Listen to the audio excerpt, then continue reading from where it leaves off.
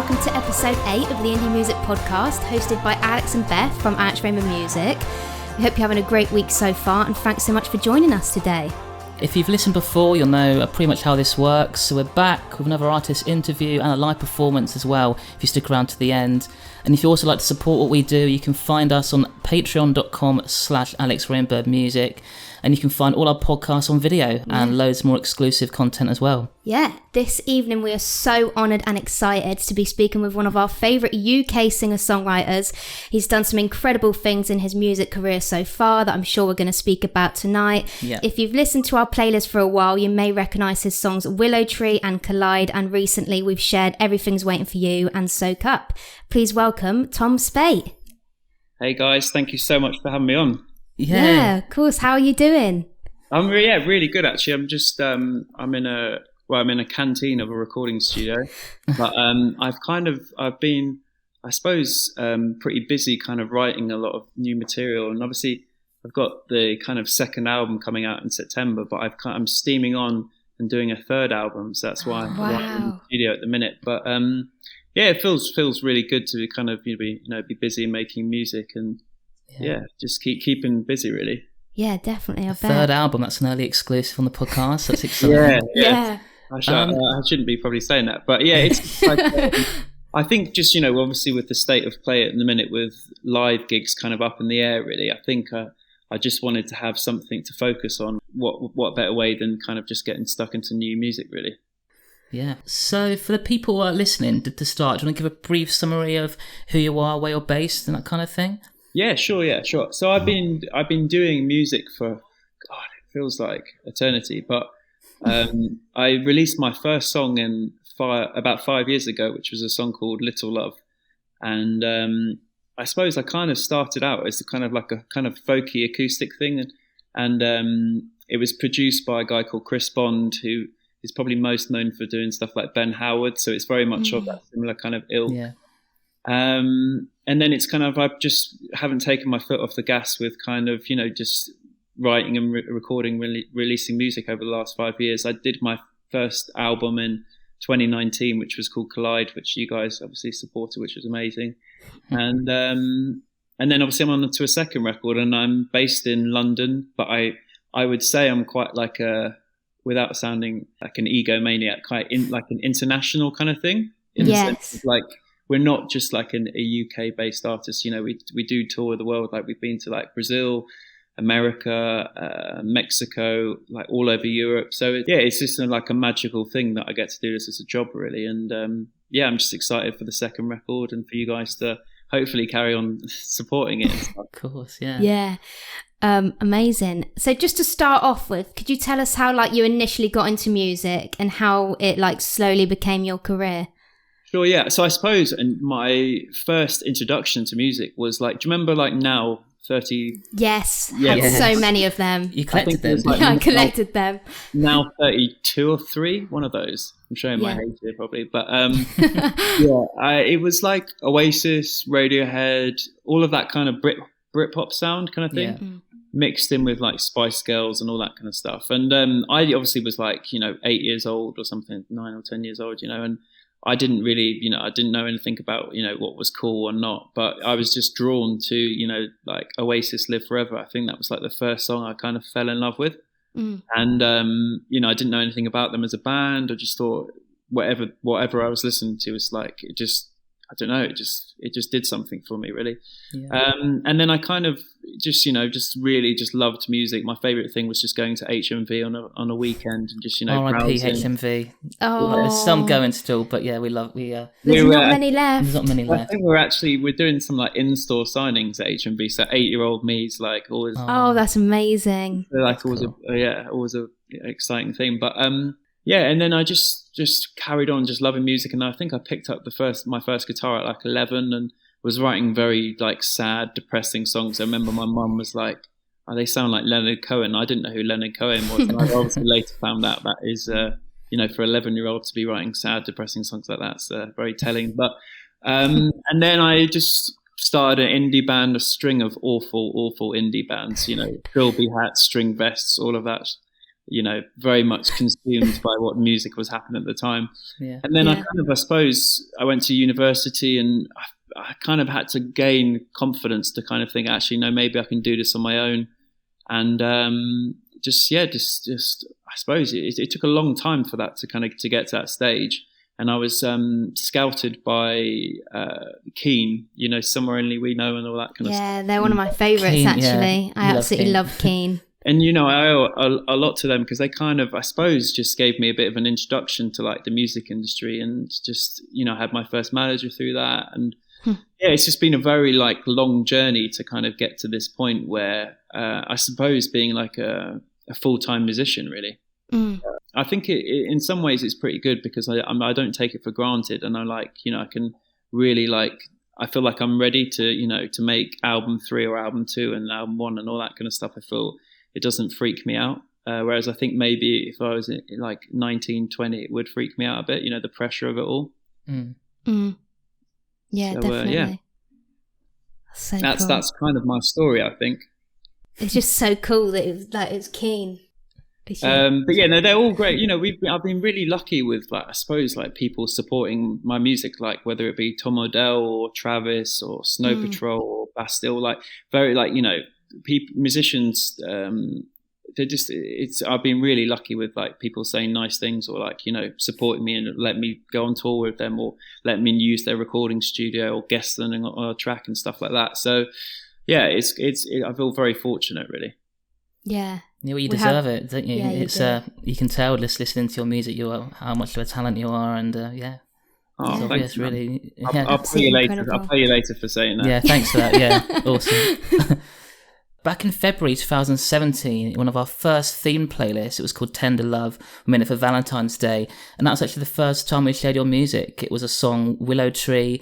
It was actually first in that playlist, and it's one of our most popular videos, which means that you are the first introduction to alexrainbirdMusic for a lot of people, which is that's so crazy. Cool. Yeah, so cool. It's crazy, isn't it? That it doesn't feel like that long ago, but it is. That's nearly 4 years ago, isn't it? Right? Yeah. Well, yeah, February. So yeah, over 4 years. Yeah. It's crazy. That song just keeps on giving, and like, people just keep on falling in love, literally. Like, people getting married to it and all this. Wow. It's staggering, really. But perfect inclusion on your Tender Love playlist. Yeah, and I love that that's the first song that like a lot of people know as actual music, is that song. Wow. Yeah. So thanks so much for being a part of it. Yeah. No, thanks for choosing it. It's pretty incredible. Of course. The question was, sorry to backtrack a bit. So how was everything going for you back then, early 2017, and what sort of stage of your career were you at back then? I think I was in a really good stage actually at that point, because we just, we had the success of the first single, which was Little Love, and that kind of went viral in Brazil. It went to like number 1 on the Spotify viral charts over there, and it kind of like gave me, I suppose, like a launch pad to kind of, really just get stuck in with releasing music. I think at that point as well, Willow Tree was my 4th EP. So it was, I think it was the first one with like a label. And I was in a really good place, like just kind of looking to kind of write for the first debut album, which was Collide, and I think really getting to knowing what my sound was and stuff like that, really. Yeah. And also, like, it's crazy that's your 4th EP and it only really been going like for a year or less, or we did 3 EPs a year for like 2 or 3 years, so I think I did something like 7 or 8 EPs, and that's insane. That is so much work. And then we did, a lot of the songs on the debut album weren't really featured off those EPs, so it was kind of like doing 2 albums in a space of 2 years or something, really. And then obviously, I've been kind of I wrote the second album mainly in like 2019 to 2020, and then obviously this third one's kind of just been written in the last year, really. That's so, you just non-stop. Yeah, it's just constant. Yeah, so but I feel like music isn't really a job, is it? It's like a bit of a hobby, isn't it? Yeah. Really? And I don't have that. I have a few interests, but mainly it's all connected to music, really. Whether it be buying vinyl or watching music documentaries or watching films. If I watch a film, I'll probably end up writing a song about it. It's like, That's so cool. Actually, this was quite a tough podcast to like plan questions for, since you have done so many amazing things. For example, we know that around the time of the first feature, you were doing lots of tours with some really big names. For example, Ed Sheeran, you had Ben Howard in there and Mumford & Sons. How was this for you, and how do you think these experiences shaped you as an artist and person? Because if that was me, I mean, like, I don't know if I could get on a stage and just see Ed Sheeran like before and just be like chill. You'd just be like staring. I'd be like fangirling majorly. But I just wondered, because, you know, we see on Instagram like you're doing all these incredible things, but how especially was that, the touring part of it for you? With the Ginger Fury, that was very early days for him. It was it was like just about after, I think it's the I Don't Need You, You Need Me, around that era, yeah. So what was staggering about that is like he just had so much buzz about him, like with, you know, like young screaming girls. And like, you know, you just don't really get that in that kind of folk kind of thing. But I think with Ed Sheeran, I think it's just his work ethic. You know, you can't take anything away from him because he's just so prolific and he just wants it, you know. And that's pretty incredible. And, you know, Mumford & Sons, again, their stage show, the live thing is just amazing. And I toured with Tom Odell in February 2019, I think it was. And again, his craftsmanship on stage is just immense, you know. Every night I was just taking notes of what he was doing. Not in I'm a thief or anything like that. But, you know, you've got to absorb it. Otherwise, you know, you've got to learn as you go, really. But everyone like Snow Patrol, they're all just amazing musicians. Like the names just keep coming. They just deserve to be where they are, you know. Yeah. I hate when people slag off, you know, Ed Sheeran and all this kind of stuff. I just don't really understand how you can do that, really. But yeah, no, definitely not. It's not overnight, is it? He started like very like raw as well, didn't he? Like busking and like all of that. It all just takes time. Yeah, it does. Work and time. So yeah, we mentioned it a couple of times, but in 2019, your debut album Collide released. It's so good. We've listened to it many, many times over the last couple of years. We featured 5 tracks from it. So how was that experience releasing your first album? And was it kind of crazy, or by that time had you done the EPs and were you sort of ready for it at that point? I think if I'm honest, like it wasn't a great time for me because I was in hospital for like 2 months during the making of it. So like week 3 of the recording, I got hospitalized with Crohn's disease, and it was a very like stressful time. Like my relationship at the time broke down, and I wrote a few songs while I was obviously in hospital, which 2 of them made the album, which was Lost to Me and Alice.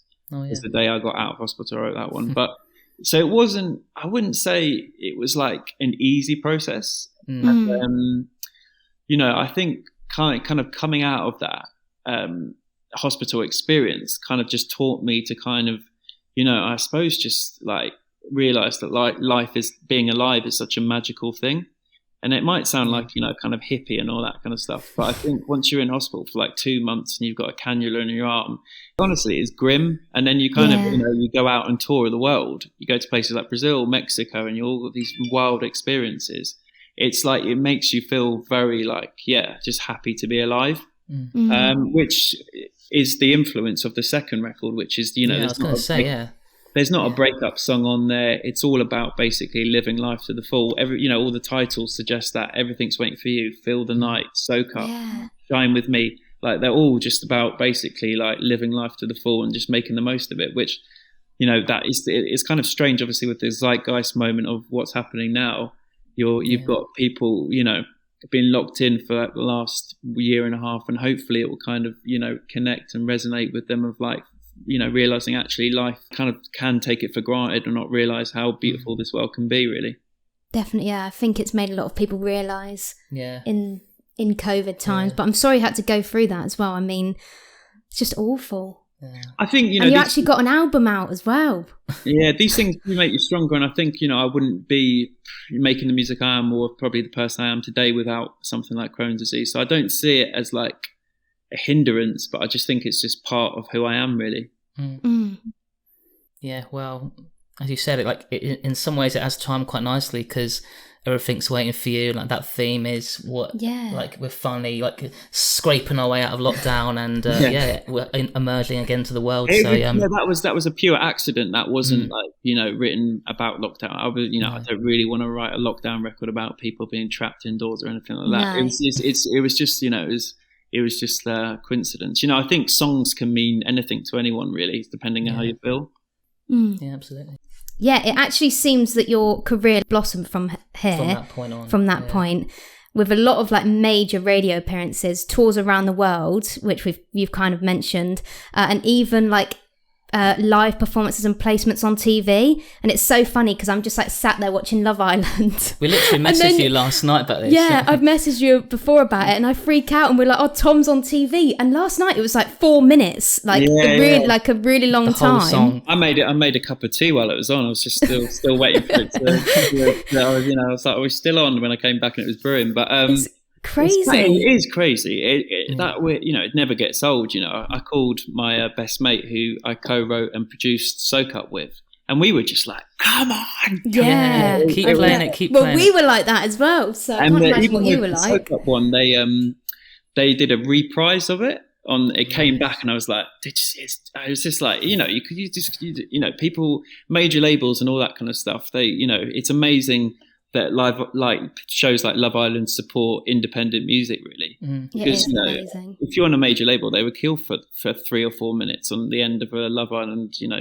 But it's just so funny because I'm just sat there and I'm like, I swear, like, you recognise this song? Yeah, I recognise this, and then I'm like, oh, you know, it's Tom. It's so weird. It was the acoustic version of Feel the Night that they played, which I didn't even know they had actually. But I was like, when I was watching, I was like, wow, how did they get that? But that's actually coming out like when the album comes out.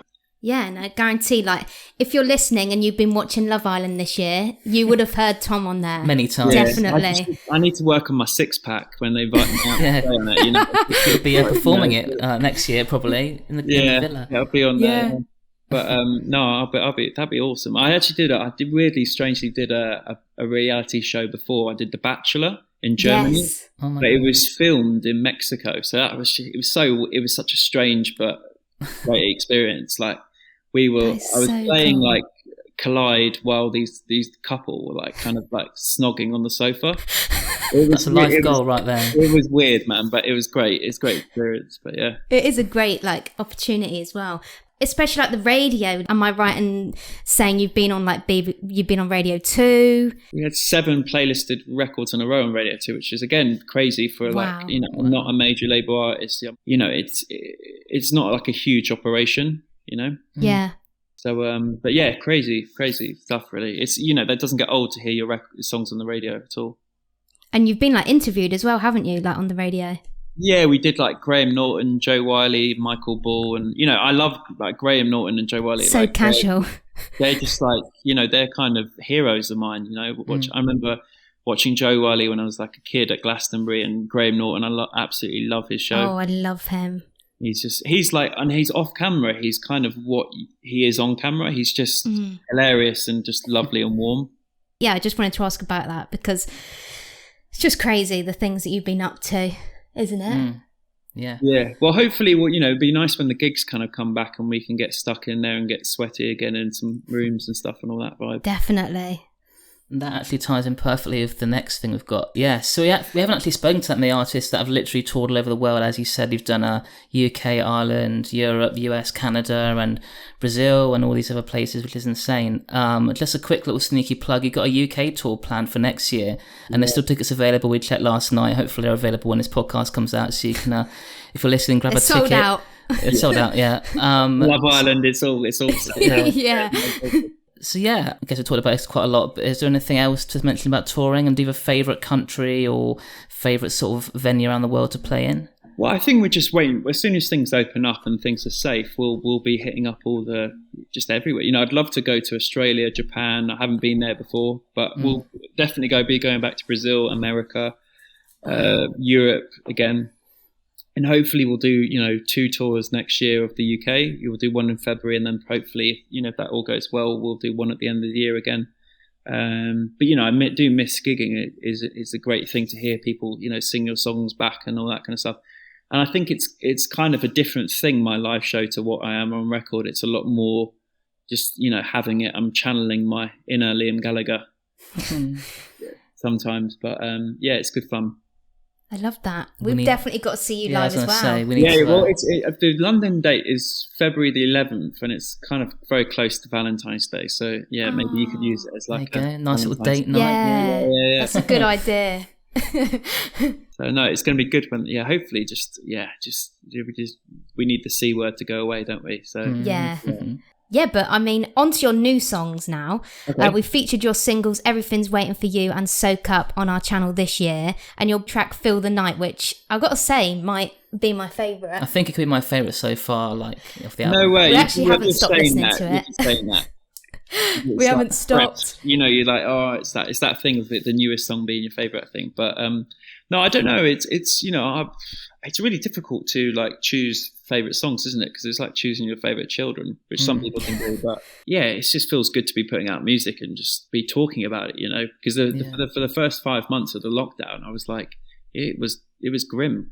So I was just walking around the park, calling my best mate, going, when are we going to record? Oh. And it was just like, it's just that not knowing that was like horrible, wasn't it? But I obviously was quite fortunate. I didn't, my health was all right, and it was good time to write songs and all that kind of stuff. But it's just nice to have new music out and be talking about it to you guys and stuff like that. I was just going to say, on that song particularly, what was the inspiration and thoughts behind that one? I think it was a bit of it was based on my relationship with my girlfriend, I suppose, but when you're writing songs, you kind of want them to be like life or death kind of subject matters, quite extreme versions of the songs. It's kind of a knock-on effect of a bit of kind of what's happened over the last year and a half of just like making the most of life and just feeling like just being youthful and in the moment. Because I know that I'm really not very good at being present. Like I'm always worrying about other things and like, I'm the same. Alex, that is literally Alex. Like that everything's doomed or something, or like that someone's gonna realise that I'm actually like a fraud or something of music. Like whenever we do these Radio 2 things or any big gigs, I always feel like a competition winner. Like, oh my god, I can't believe I'm here. But it's just like that kind of. Just living in the moment, and it was like influenced by like movies where they just like get on a bike and travel through the night, but it was a lot of fun to record. We did it at this studio here actually, which is Rack Studios, and I did it with a guy called Rich Turby, who is my best friend. It's weird because obviously he is a proper producer, and I just call him my best mate. But we did it in March, and it wasn't actually meant to be on the album because there was another song that was probably we were going to put it on the album, but that we thought actually we'll hold it back for later on, and we replaced it with this song. It was just a great experience, a day and a half in the studio Rack, and just it felt really exciting, really. And I'm really pleased that that it's your favorite, because it's always worrying putting out such a fresh kind of song. The vocals on it are really cool as well. We've got Ollie from True Embrace, we've got Lydia singing, we've got Tommy Ashby. I think you featured Tommy Ashby. Oh yeah, we're big fans of Tommy. And it's just what a bunch of great vocals like to have in your band, really. And really really cool. There's some cool sounds on it, and flugelhorn. It's influenced by the Killers, Springsteen, War on Drugs, all of that stuff. So I'm proud of it. It's cool. Yeah, you should be. Yeah, all these songs we've been talking about, and we've mentioned this a couple of times, are leading up to your second album, Everything's Waiting for You. It's releasing 24th of September, so by the time this comes out, it'll be a couple of weeks away, so that's exciting. Wow. Do you want to speak about, I guess we've also covered this, but the writing and recording, how that went compared to the first one, and does the anticipation of this new album feel different compared to 2019? I think the writing was just like, there was a definite theme of like, I didn't really want it to be sad or kind of a breakup, and all that kind of that's just that feeling of that you maybe got from the first record. And I want it to be very hopeful, energetic, but also have like this kind of slower pace of songs, but for them to feel like still quite uplifting and hopeful. The writing process was generally quite easy. I think the difference from the first record is I did a lot of it more kind of on my own, Whereas the first record was, I was working with other people, kind of, I'm still kind of gaining confidence as a writer, I think, and I think that's fine because, Lennon McCartney co-writes, Elton John and all that kind of stuff. Exactly, yeah. I still love co-writing, but I also, I was just wanted to not force myself, but I wanted to say to myself, look, you can do this, Tom, you can write more songs on your own. So there was that, and just I suppose the expectation on the second record is just to keep growing the project and reaching more people, and obviously things like Love Island Radio too, and all of this great exposure, and is brilliant. But I'm just excited for people to hear the kind of the whole album in its 10-song entirety, really. So exciting, isn't it? We can't wait. Yes, it's so exciting. So excited. Final question from us now, and then we'll go on to like the community questions. Oh, nice. This is quite a tough one. This is like a classic one that we ask. We ask everybody this, and it's always quite a big long pause. What is the highlight of your music career been so far? I think I can't pick one, but I'm just going to say just still having a job would be that's the highlight. Yeah, it sounds kind of lame, but there's not. It's hard, isn't it? It's hard to stay in the game. It is, yeah. It's just the fact that I can still play music and I don't have to work in a frozen food shop anymore. Yeah, I can understand that totally. Just like the whole thing, the whole journey of it. Yeah.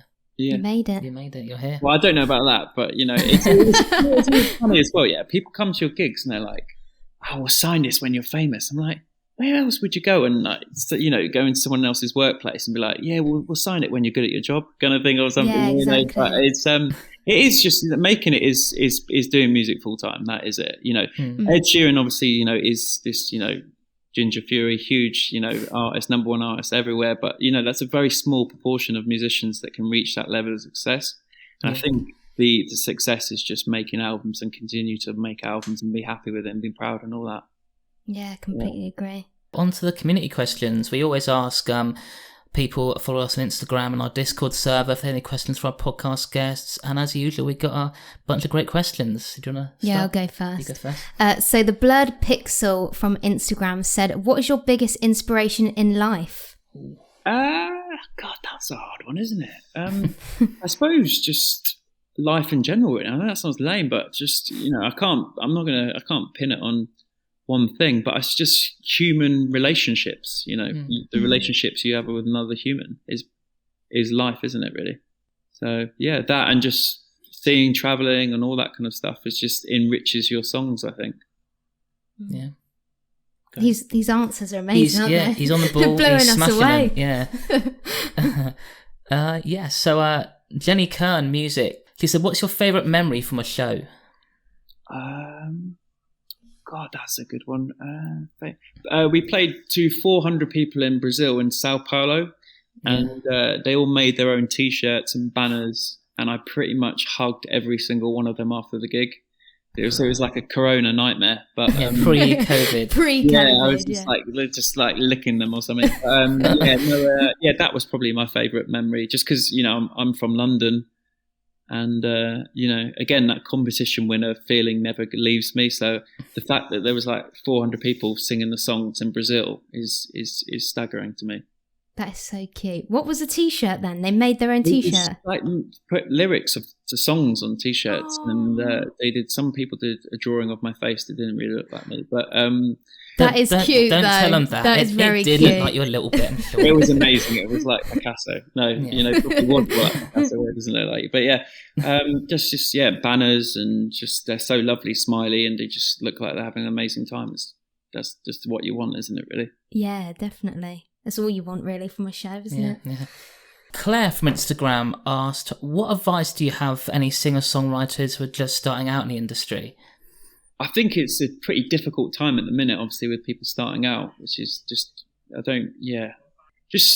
keep writing songs, that you've got to take rejection, because it is just every day, even when we release a song, it's like you send it out to blogs and you read the feedback and you're like, oh God, it's like, just awful, but I think you just got to take the wins when you can, like if you get a Radio 2 playlist or if you get a sync, you just got to enjoy it, and it's just sticking with it. And I think if you don't love it and it takes a pretty crazy person to do music as a career, because you're like, okay, you're not going to get paid for the first 10 years. So you're like, okay, like what other industries would you be like, yeah, you're going to work at Tesco's, but we're not going to pay you for 10 years. So it's like, it is kind of a crazy man's job, but you've got to love it. And hopefully if you like it or your mates like it and your mum likes it, then there'll be more people to like it as well. So I think you've got to believe in yourself a little bit. For me, it's been always a kind of a gradual thing. I treat it like we're just a traveling bus, and people are kind of just getting on as we travel around. And, before you know it, you're playing to 1,000 people in London or something, So I think it just takes a lot of time. And I think that there's no shame in that. Just stick with it, write songs, work, surround yourself with good people. I think that's always what I do, is just like make sure that I've got the best people around me. Because because then they'll make me sound good. But that's it, really. I think it's like with anything, really. Like if you're starting it like on your own and building it up on your own, it does just take time. Yeah, it's daunting. It's like any business, if it's not musical. They say like if you've got your own company, it takes like first 5 years you don't really make any money, or first 3 years or something. I don't know, but it just takes time, and I think you've got to love it to do it. The last two questions are from Bugs Fiend from our Discord server, who is a huge fan of yours. They said, I feel almost like crying. I cannot wait to hear the interview with Tom Speight. Soak Up and Collide are two of my favourite songs by him. My question for Tom is, number one, what is the meaning and inspiration behind the song Soak Up? I feel it is related to anyone in a symbiotic and loyal relationship, and the definition of true friendship. Do you know what? I think that song, the guy actually who I wrote it with is next to me, who's Rich, is the producer of the track as well. Should I probably ask him, Rich, what would you say it was about? He's not getting involved. He's not getting involved. I just came off tour. I was pretty burnt out. I was single when I wrote that. And I think it's about like saying like when I do get into a relationship, I'm going to give my all to it, and I've been hurt before, but I'm not going to let that hold me back, because I'm just going to give, if you give me your love, I'm going to, give it back to you, that kind of thing, really. And it's actually quite a sad song if you listen to the lyrics, the opening lines are like, it's quite a sad one, but I'm really happy with how it turned out. It feels like a continuation from like Little Love, like a part 2 kind of progression in my sound. And really, really, it was a lot of fun, writing songs for your friends, and it doesn't feel like work. And the studio session we recorded at Abbey Road, really, really blessed to work in a place like that. And wow, Abbey Road. Yeah, and that was I'm really pleased that they like it. You never would have known you wrote it when you were single. That sort of flips it on its head a little bit. But that's, listen to look at the lyrics again as well, and I think if you connect it to like my things with Crohn's, it is very on the nose as well. Even like scars, like I've had surgery twice, and it's a very difficult thing to start a relationship with. Be like, okay, how did you get those scars? It's those kind of things of like, it's not easy for me to just dive into like a relationship. It's like, I literally come with like baggage, it's like, it's difficult. So it's quite a sad song, but you wouldn't get it from listening to it, because it feels uplifting. And I think that's what music's meant to do. Yeah. I'm going to listen again like later. And listen after this. And it's like a longing for love. That's how I was feeling at the time. I was feeling really burnt out from doing a lot of gigs. And I travelled to Rich's place in Liverpool, and I was like, okay, what's going on, And it was just that, I think. Bugs Fiend's second question is, what's it like filming music videos? Awful. Awful. It's horrible. Yeah. Like it's it's not awful, but it's just like, it's always cold. It was in the woods, 'cause the music's kind of like that, isn't it? But Willow Tree was a good video, actually. I like that one. Yeah, it was they always turn out amazing. It's just, I'm not an actor, but so there you go. Well, actually, that's all our questions from the community. Obviously, your new album is releasing very, very soon. You've got a UK tour in early 2022. But is there anything else that's coming up for you that you're excited about and can share with us today? I'm excited. I'm announcing some in-stores this week. So by the time this goes out, they'll be out, which I'm really excited to, just meet people and see people in September. I think we're doing it the week of the release, and I'll be like signing CDs and playing songs around the country, really. So that's so cool. Yeah. So it'd be really, really nice. You have to come and say hello. It'd be lovely to see you guys. Yeah. Can't wait to meet people, sign the records. And, the thought of someone, walking home with a vinyl always blows my mind, because it's like, that's quite a hefty purchase, like 20 quid or something. It's an investment. So and we spent a lot of time on the gatefold vinyl, lyric booklet, all of that kind of stuff. So I'm really excited to share it. Really. Is there anything else you wanted to add or say before we go? Not much really. Just thank you so much for supporting the music. Check out Tommy's music, Lydia's music. Who else? Just keep supporting live music and singer-songwriters, independent artists, and all of that. It's just amazing. Yeah. Perfect. Couldn't have put it better ourselves, could we? Yeah. So today, Tom will be performing Feel the Night, which is his single from his upcoming album, Everything's Waiting for You, releasing on Friday, 24th September. We hope you enjoy it.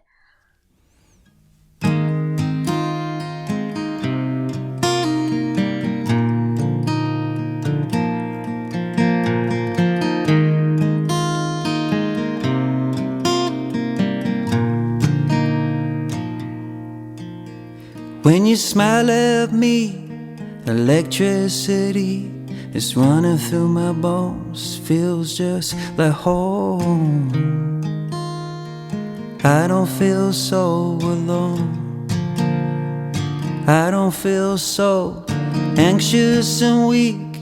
Give me what I need, send me above, tell me it's love. Anytime I look at you, anytime, come and just feel the night, just lie by my side. Come and just feel the night. You're what I need, come on please, stay close to me. Stay, stay, stay, stay close to me.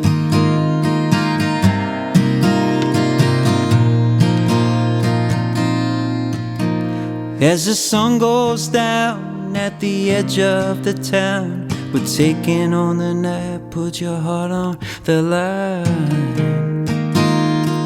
Anytime I look at you, anytime, come and just feel the night, just lie by my side.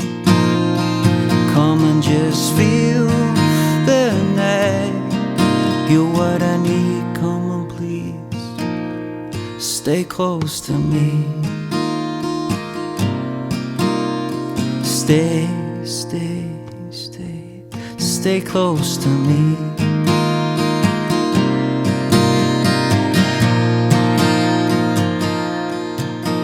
With the moon on the run, shooting from the sun, straight into my arms, we are forever young, forever young. Come and just feel the night, just lie by my side. Come and just feel the night. You're what I need, come on please, stay close to me. Stay, stay, stay, stay close to me. Stay, stay, stay, stay close to me.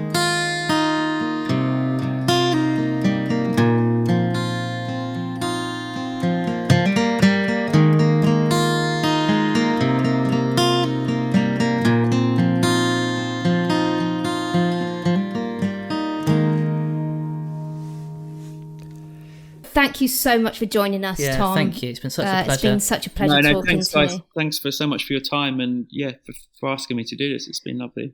Yeah, of course. And for people that want to see more of you, where can they find you and find your music? Tom Speight Music, it's quite funny actually. The other day, someone thought that was actually my stage name. They were like, "Hey, Tom Speight Music," but yeah, no, it's just Tom Speight Music on all socials. But my name is just Tom Speight, which is people struggle the pronunciation of that as well. Spite, spaghetti, sprite. Yeah, I must admit, I did say, I was like, is it spite or spate? Yeah, I was like, I can't get it wrong. You didn't think it was spaghetti. Spate mate or something like that. Or spate, like, with a number 8, yeah.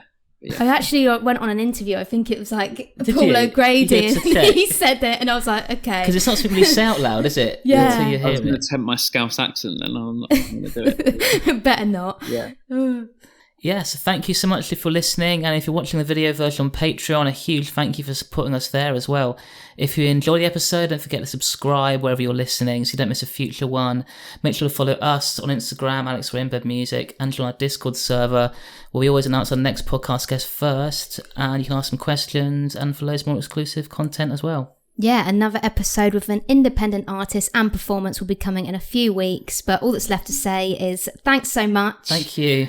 Thank you, Tom. Thank you so much, guys. And have a great week, and I'll see you soon. And all the best for the album as well. Yeah, all the best. It's going to go amazing. You guys are great, so thank you. Yeah, so are you. So nice to actually finally talk to you. Yeah, thank you, thank you. I'm crap at social media with like speaking to the camera and all that kind of stuff. Like I feel like I prefer just talking to people, to be honest. So, yeah, I get that. A lot of people have said that, haven't they, to us, that they don't really. It's hard. Yeah. But thank you. Well, I'm going to get some dinner now. So yeah, we won't keep you any longer. You better hurry up because Love Island's on soon. You've got to hear yourself. Very good. Bye, see you. Cheers. Bye.